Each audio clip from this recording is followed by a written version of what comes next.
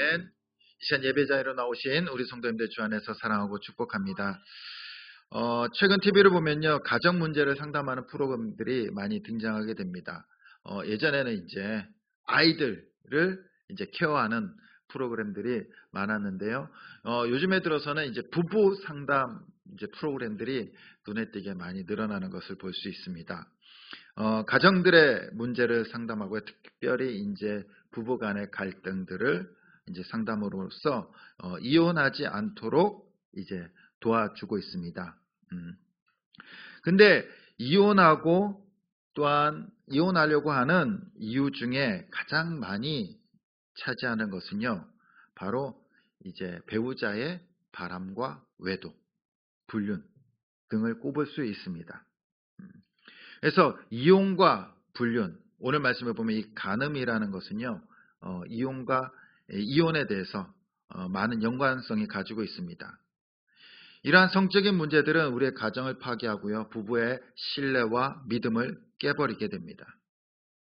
가정을 파괴하고 또한 깨트리는 것은 분명히 하나님의 명령을 어기는 엄중한 범죄입니다. 하나님께서 온 우주 만물을 창조하시고요, 남자와 여자를 창조하셨습니다. 그리고 그들에게 복을 명하셨습니다. 창세기 1장 27절에서 28절 말씀입니다. 하나님이 자기의 형상 곧 하나님의 형상대로 사람을 창조하시되 남자와 여자를 창조하셨다라고 말씀하십니다. 그리고 하나님이 그들에게 복을 주시며 하나님이 그들에게 이르시되 생육하고 번성하여 땅에 충만하라. 땅을 정복하라. 바다의 물고기와 하늘의 새와 땅에 움직이는 모든 생물을 다스리라 하시니라. 아멘. 하나님께서는 남자와 여자를 창조하시고요, 그들에게 복을 명령하셨어요. 복을. 하나님께서 태초의 복을 누구한테 주십니까? 남자에게만? 여자에게만? 아니에요. 남자와 여자에게 복을 주십니다. 그것은 바로 가정에게 주신 복이에요. 그래서 그 복이 뭡니까? 생육하고 번성하고 땅에 충만한 거예요. 하나님의 형상인 자녀들이, 하나님의 형상으로 지음받은 사람들이 온 세상에 그 하나님의 형상으로 충만하기를 바라시는 겁니다. 그것이 복이에요. 그리고 그 복을 이루기 위해서는 뭐가 필요합니까? 가정이 필요한 거예요. 가정이. 바로 하나님의 축복은 가정을 통해서 이루어지고요, 그리고 가정에게 명령하신 복입니다. 그리고 가정을 통해서 하나님의 영광이 나타나게 될 줄 믿습니다. 하지만 이 불륜, 바람, 오늘 말씀의 이 간음이라는 것은요, 이 가정을 죄로 물들게 됩니다. 그리고 가정을 파괴하는 범죄예요, 범죄. 그래서 예수님께서 세상에 너희는 소금이고 너희는 빛이라 라고 말씀하신 우리들에게, 그리고 주님의 자녀들에게 두 번째로 말씀하십니다. 첫 번째는 살인하지 말라. 두 번째가 바로 간음하지 말라예요. 간음하지 말라. 살인하지 말라는 명령에 대해서 주님께서 뭐 하지 말라고 하십니까? 분노하지 말라는 거예요. 분노하지 말라. 노하지 말라. 이것이 뭐예요? 살인의 시작이에요. 살인의 시작. 그런 맥락에서 마찬가지로 간음하지 말라도요, 같은 맥락에서 말씀하십니다. 우리 27절, 28절 말씀 우리 같이 한번 읽어보겠습니다. 시작. 너희가 들었으나 나는 너희에게 이르노니 음욕을 품고 여자를 보는 자마다 마음에 이미 간음하였느니라. 아멘.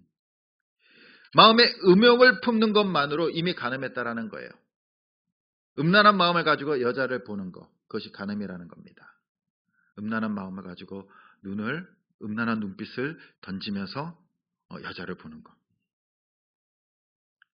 그것은 이미 마음으로 간음했다라는 거예요. 간음했다라는 거예요. 이 기준으로 보면요, 세상에 어떤 남자도 이 죄에서 자유로울 수 없습니다. 왜 웃으시죠? 인정하시는 건가요? 인정하시는 건가요? 일부 예배 때 다들 저를 보면서 웃으시더라고요. 그렇지만 남자만 간음죄가 있는 것이 아닙니다. 여자도 마찬가지예요. 여자도 남자를 보면서 음욕을 품으면은 그것도 간음이 돼요. 또 요즘은요, 이성간에도 아니에요. 남자가 남자를, 여자가 여자를 보면서 음욕을 품는 것도 다 간음에 해당되는 죄라는 겁니다. 간음이라는 것도 살인처럼 이 몸에서 시작되는 것이 아니라 이 마음에서 시작되는 거예요. 마음에서. 모든 죄는 어디에서 시작됩니까? 마음으로부터 시작되는 거예요. 마음으로 품고 있다가 그것이 결국에는 행동으로 나오는 거기 때문에 행동으로. 그렇다면 예수님은 인간의 모든 이 성적인 욕망을 죄라고 말씀하시는 걸까요? 그렇지 않습니다. 부부간의 그 성애는요, 아름답게 보신다는 거예요. 아름답게. 오늘 말씀에 보면은 음욕을 품고 여자를 보는 자마다라고 말씀하십니다. 음욕. 이 음욕이라는 것은요, 사랑이 결혈된 충동적인 욕구를 말하는 거예요. 사랑 없이. 나랑 아무런 관계가 없고 또 나랑도 그닥 친하지도 않음에도 불구하고 음욕을 품는 것을 말해요. 욕심을 내고 음란한 생각을 하는 거예요. 당시 유대인들은요, 이 말씀을 듣고 참으로 당황했을 겁니다. 아니, 행동하지도 않고 불륜을 저지르지도 않았는데 마음에 품는 것만으로도 죄라는 겁니다. 더군다나 그 죄에 대해서 뭐라고 말씀하십니까? 내 오른쪽 눈이 실족하거든 빼어버리라는 거예요. 왼쪽 눈이 실족하거든 빼어버리는 거예요. 너희가 범죄하는 그 지체가 있다면 빼어버리라는 겁니다. 심각하게 잘라버리라는 거예요. 그거 없이 천국 가는 게 낫다라는 거예요. 음욕을 품고 죄를 짓는 것보다 차라리 눈을 빼어버리고 죄를 짓지 말라는 거예요. 오늘날 우리 이 사회는요, 이 음란한, 이 간음이라는 죄에 대해서 너무나 많이 노출되어져 있습니다. 우리 사회를 보면요, 이것이 스며들지 않은 곳이 없어요. 스며들지 않는 곳이 없어요. 특별히 많은 대중 매체들 보면 어떻습니까? 다 요소마다 다 들어가 있어요. 문화적으로나 예술적으로나 영화적으로나 그 다음에 공연적으로나 또 우리가 들고 다니는 그 핸드폰에도 보면 어떻습니까? 막 느닷없이 튀어나와요.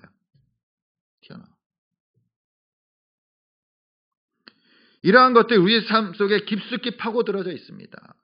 또 가끔 아이들이랑 이제 드라마를 딱 보면요, 거기에 왜 그런 장면들과 민망한 장면들과 굳이 없어도 될 이런 자극적인 장면들이 들어가 있는지 모르겠어요. 그러잖아요. 옛날 같으면 애들한테 이제 나오면 눈 감어. 끝나서 눈 떠. 왜 가족 드라마에. 예. 우상숭배가 하나님의 관계를 파괴하는 것이라면요, 이 음란과 간음은요, 부부 관계를 깰 뿐만 아니라 가정을 파괴하는 파탄으로 몰고 갑니다. 잠시 품었던 음욕 때문에 자신의 인생과 배우자의 인생 그리고 자녀들의 인생까지 파멸시킨다는 거예요. 요한복음 8장에 보면요, 가늠한 여인이 나옵니다. 이 가늠한 여인은 현장에서 붙잡혔어요. 불륜을 저지르다가 사람들한테 현장에 붙잡혀서 끌려오게 됩니다. 그리고 사람들이 예수님 앞으로 데리고 와요. 그리고 예수님을 시험합니다. 시험해요. 이 여자를 데리고. 선생이요, 가늠한 여자를 잡았습니다. 율법대로라면 돌로 쳐서 죽여야 되는데 어떻게 하면 좋겠습니까? 만약 예수님께서 죽이라 그러면요, 율법대로 하라 그러면은 누가 명령한 거예요? 예수님께서 죽이라는 거죠. 또 안 하면은 율법을 어기는 거예요. 율법을 어기는 거예요. 그때 예수님께서 바닥에다 막 글씨를 쓰시면서 그리고 쓰시고 나서 일어나서 이제 돌을 들고 있는 그 자들을 향해서 이렇게 말씀하십니다. 누구든지 죄 없는 자가 먼저 치라 라고 말씀하십니다. 그때 그 여자를 끌고 왔던 그 사람들은 어떻게 됩니까? 다 돌을 내려놓고 흩어지게 돼요. 흩어지게 돼. 여기서 우리는 재밌는 것을 알 수 있습니다. 뭐냐면요. 예수님께서 누구든지 죄 없는 자가 먼저 치라고 했을 때 그 죄는 뭘까요? 지금 그 사람들은요, 가늠하는 여인을 죄인이라고 데려왔어요. 남자들이 끌고 왔어요. 근데 예수님께서 너희에게 죄가 없으면 도로 치라는 거예요. 그 죄는 뭘까요? 뭐였을까요? 가늠하는 죄예요. 근데 남자들이 다 돌을 내려놓고 도망가요.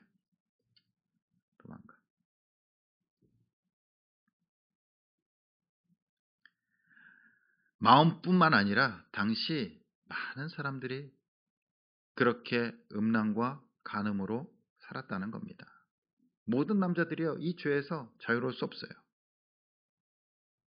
그렇다면 주님께서 이 간음하지 말라는 계명을 주신 이유가 뭘까요? 왜 이 계명을 줬을까요? 우리 31절, 32절 말씀 우리 같이 한번 읽어보겠습니다. 시작.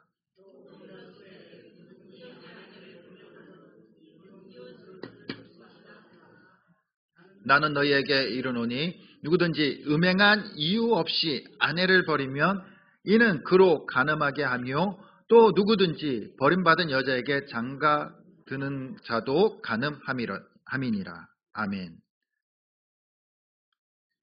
당시 얼마든지 이혼 증서를 써 주기만 하면요, 이혼할 수 있었어요. 근데 예수님께서 오늘 말씀, 이 간음하지 말라라는 것은요, 지금 어떠한 한 특정한 상황 속에서 말씀하고 있어요. 어떠한 상황입니까? 여기에 보면은 누구든지 아내를 버리려거든 이혼 증서를 써주라고 했으나, 또 이 간음이라는 것은 뭡니까? 그 아내를 버리는 것도 간음이라는 거예요. 이것이 뭡니까? 어떠한 상황입니까? 가정이에요. 가정.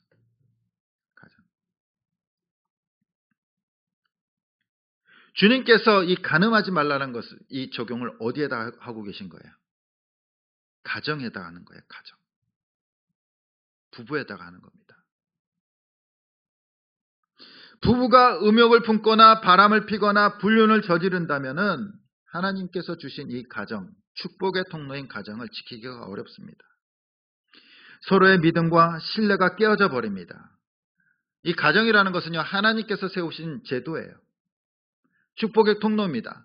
하나님의 뜻을, 그리고 하나님께서 온 우주 만물을 창조하신 그 하나님의 원대한 목표를 이루기 위한 곳이 바로 이 가정이에요. 근데 그것을 깨트리는 것이 이 간음이라는 겁니다. 당시 바리새인들은요, 그리고 유대인들은 너무나도 쉽게 이혼했어요. 이혼 증서를 써서 이혼했어요. 신명기 24장 1절에 보면 이렇게 말씀하십니다. 우리 같이 한번 읽어보겠습니다. 시작. 사람이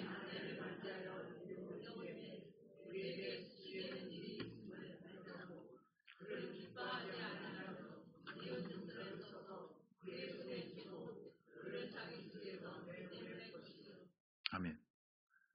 율법에 의하면요, 신명기 뭡니까? 모세 율법에 의하면 데려온 후에, 아내 결혼한 후에 그에게 수치되는 일이 있음을 발견하고, 그리고 기뻐하지 않으면요, 이혼 증서 써주라는 겁니다. 이혼 증서를.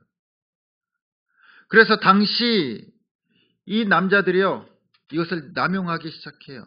자신의 유리한 대로 해석합니다. 해석해요. 그리고 왜곡해요. 남용해요. 그래서 막 써줘요. 이혼 증서 써주면 된다면서요. 율법에 의하면. 그러다가 이제 밥 먹다가 갑자기 아내가 안 이뻐 보이는 거예요. 그러면 이혼 증서 써서 보내버립니다. 꼬투리 잡아서. 다른 여자가 마음에 들기 시작하는 거예요. 그러면은 지금 아내가 바꿔야지. 이혼 증서 써서 내보내는 거예요.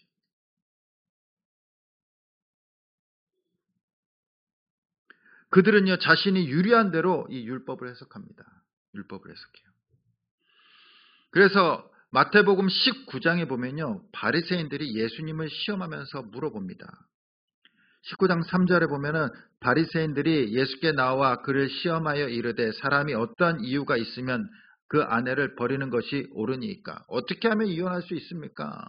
그때 예수께서 대답하여 이르시되 사람을 지으신 이가 본래 그들을 남자와 여자로 지으시고 말씀하시기를 그러므로 사람이 그 부모를 떠나서 아내에게 합하여 그 둘이 한 몸이 될지니라 하신 것을 읽지 못하였느냐. 그런즉 이제 둘이 아니요 한 몸이니 그러므로 하나님이 짝지어 주신 것을 사람이 나누지 못할지니라. 바리새인들은요 율법을 남용해서 쉽게 이혼했어요. 그래서 예수님한테 물어보는 겁니다. 어떠한 이유가 있어야지 예수님한테 이혼할 수 있습니까? 근데 예수님의 말은 이혼하면 안 된다는 거예요. 안 된다는 거예요. 하나님께서 짝지어 주시고 하나님께서 만드신 그 가정을 인간이 파괴할 수 없다라는 거예요. 나눌 수 없다라는 겁니다. 결혼이란 하나님이 지으신 남자와 여자가 합하여 둘이 한 몸이 되는 것이라고 말씀하십니다. 둘이 한 몸이 됐어요. 한 몸이 됐는데 그것을 나누면 어떻게 될까요? 쪼개면 죽는 거예요. 사람 몸 쪼개면 죽잖아요. 그렇게 비유하시는 겁니다. 한 몸이 됐는데 쪼개면 죽는 거예요. 그러므로 이 결혼이란 이미 나누지 못할 단계로 간 거예요. 나누지 못할 단계.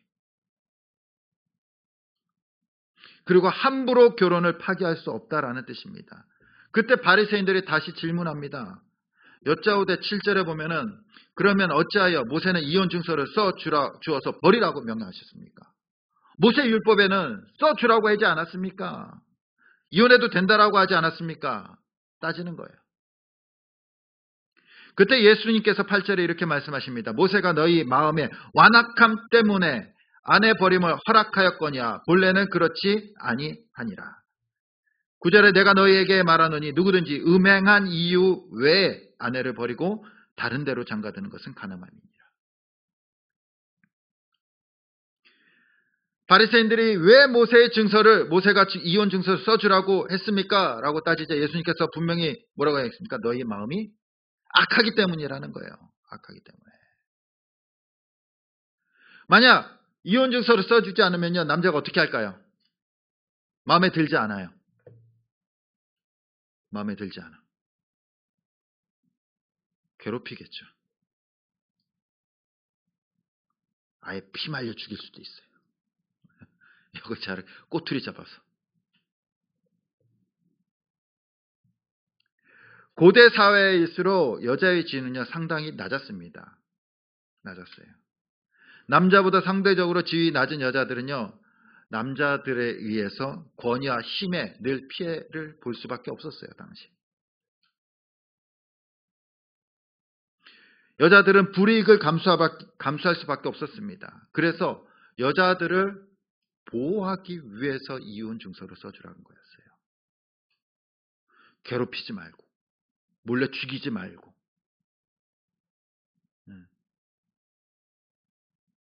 이혼 증서를 써서 차라리 내보내라는 거예요.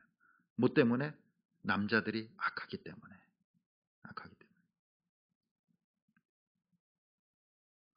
바로 이혼 증서를 써주라는 것은 여자를 보호하려고 했던 겁니다. 그런데 유대인들은 어떻습니까? 이 조항을 들어서 이혼을 남발해요. 율법의 뜻을 알지 못하는 거예요. 의미를 알지 못하는 겁니다. 남용하고 왜곡해서 언제든지 그냥 마음에 안 들면 이혼 증서를 써서 내보내는 겁니다. 오히려 율법의 정신을 왜곡하고요. 자신의 욕망을 채우기 위한 수단으로 이것을 사용했다라는 거예요. 그래서 예수님께서 그것을 바로 잡고 계시는 겁니다. 결혼이라는 것은요. 자신의 욕망과 자신의 꿈과 자신의 유익을 채우기 위해서 결혼하는 것이 아니에요. 결혼은 하나님께서 남자와 여자를 창조하시고 하나님의 복과 하나님의 축복을 선포하시고 그리고 이 세상에 그 복을 나누기 위해서 가정을 만드신 줄 믿습니다. 그래서 바로 하나님의 사랑이, 하나님의 축복이 실현되는 곳이 가정이에요. 그렇기 때문에 인간이 마음대로 할 수 없습니다. 가정의 주인은 남편도 아니고 아내도 아니고 하나님 되십니다. 하나님 되세요. 근데 우리가 결혼할 때는요, 결혼할 때는 어떻습니까? 내가 당신을 위해서 살게. 나 당신 없으면 못 살아. 라고 결혼합니다. 근데 결혼하고 나면요, 어때요? 당신을 위해서 사는 것이나 당신이 나를 위해서 살아야 돼. 나를 위해서 돈 벌어야 되고, 나를 위해서 밥해야 되고, 나를 위해서 살림해야 되고, 나를 위해서 돈 벌어야 돼. 나를 위해서 해야 돼. 그러면서 이제 또 바뀝니다. 이전에는 당신 없으면 못 살아 했는데 당신만 없으면 좀 살 것 같아.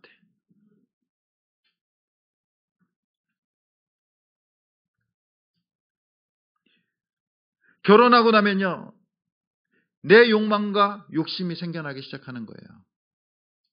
인생을 돌아보니까 결혼하고 나서 내 꿈과 내 인생이 없어진 것 같아. 처음 결혼할 때는 그 마음이 아니었잖아요. 당신을 위해서 살아갈게. 당신만 있으면 돼. 라고 했는데 이제는 자신의 욕심이 드러나기 시작하는 거예요. 그러면서 욕망을 찾아, 욕심을 찾아, 유익을 찾아 떠나는 겁니다. 우리 헤어지자. 각자 인생 걸어가자. 각자 인생 가자. 우리의 사랑과 의지로는요, 가정을 지킬 수 없어요. 틈틈이 우리는 이 죄의 욕심들이 우리 마음속에 일어나고 있기 때문이에요. 내 중심의 생각들.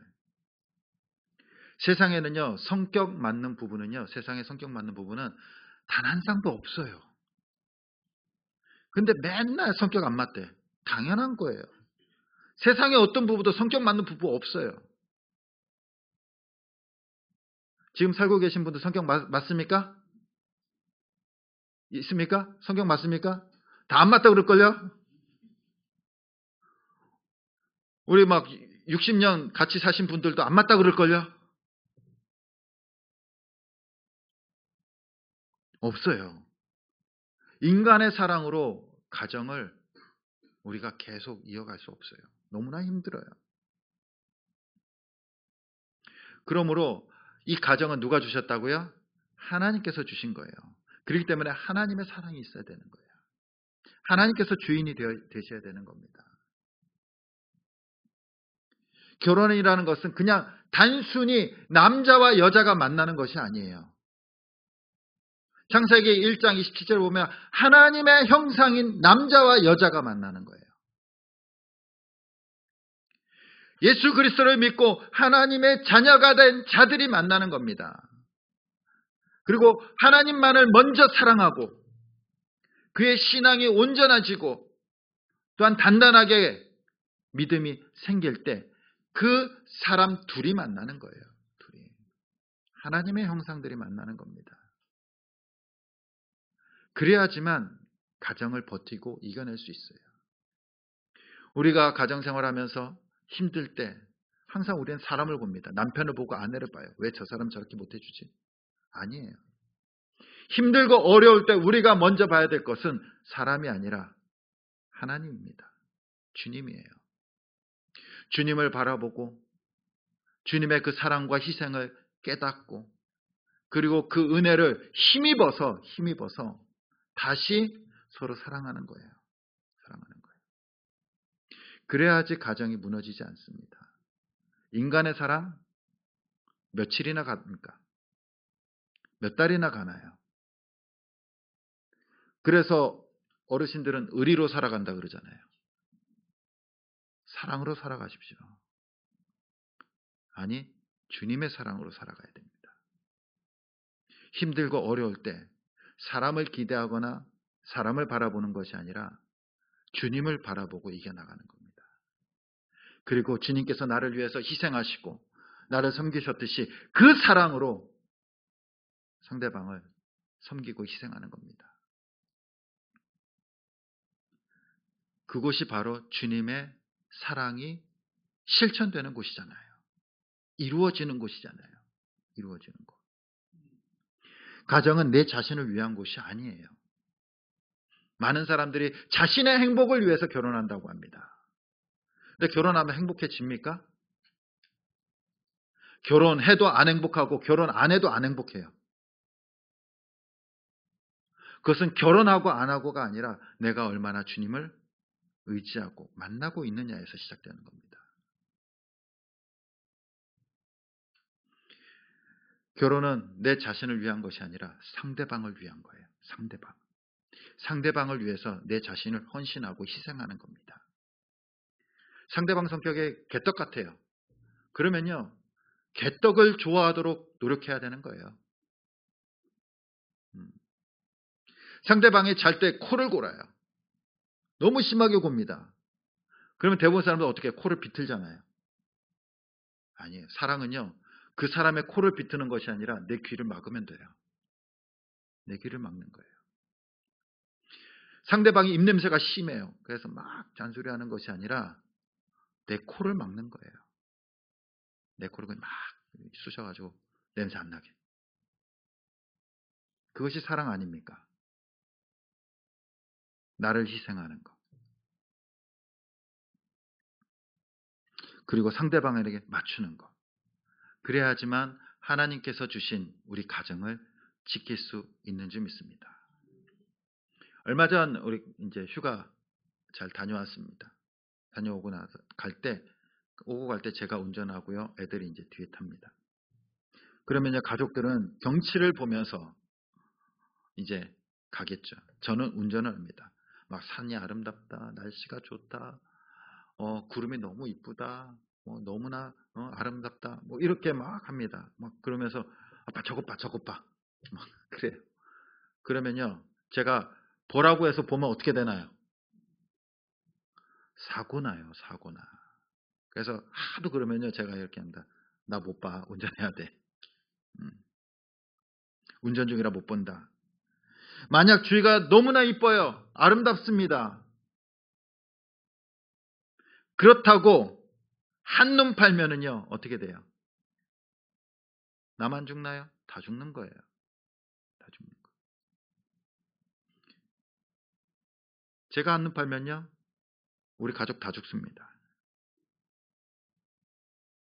우리 가정도 마찬가지예요. 가정도 마찬가지예요. 부부가 한 곳을 바라봐야 되는데 서로 한눈 팔면요, 다 죽는 거예요. 다 죽어요. 아무리 좋아 보이는 곳이 옆에 있고 멋진 곳이 앞에 있고 내 유익이 내 주위에 막 널려 있다라고도, 막 돈이 떨어져 있고 뭐 황금이 떨어져 있더라도 한눈 팔면요, 어때요? 그게 중요한 게 아니라 그냥 다 죽는 거예요. 사고 나는 겁니다. 어떠한 것이 있더라도 앞을 보면서 가야 돼요. 주님만을 바라보면서 가야 됩니다. 우리의 인생 안전하게 행복하게 가는 길은요, 한눈 파지 말고 서로만을 바라보면서 사랑하면서 가는 겁니다. 우리 사랑하는 성도님들, 결혼 생활하고 또한 가정을 꾸려갈 때 너무나도 힘들고 어려운 일들이 많을 겁니다. 그런데 그렇다고 해서 한눈 팔아서는 안 됩니다. 나만 죽는 것이 아니라 다 같이 죽는 거예요. 다 같이 끝나는 겁니다. 힘들고 어려울 때마다 사람을 바라보지 마십시오. 배우자나 자녀나 부모를 바라보지 마십시오. 오직 주님만을 바라봐야 됩니다. 주님께서 나에게 베풀어 주신 사랑, 주님께서 나에게 아낌없이 주어진 그 사랑과 은혜, 그것만이 우리를 지탱하게 하고 우리를 이기게 할 줄 믿습니다. 날마다 우리의 가정은 주님의 사랑으로 지킬 수 있습니다. 사랑으로 섬기고 희생함으로써 우리의 가정이 하나님께서 세우신 축복의 통로가 될 수 있기를 간절히 주님의 이름으로 축원드립니다.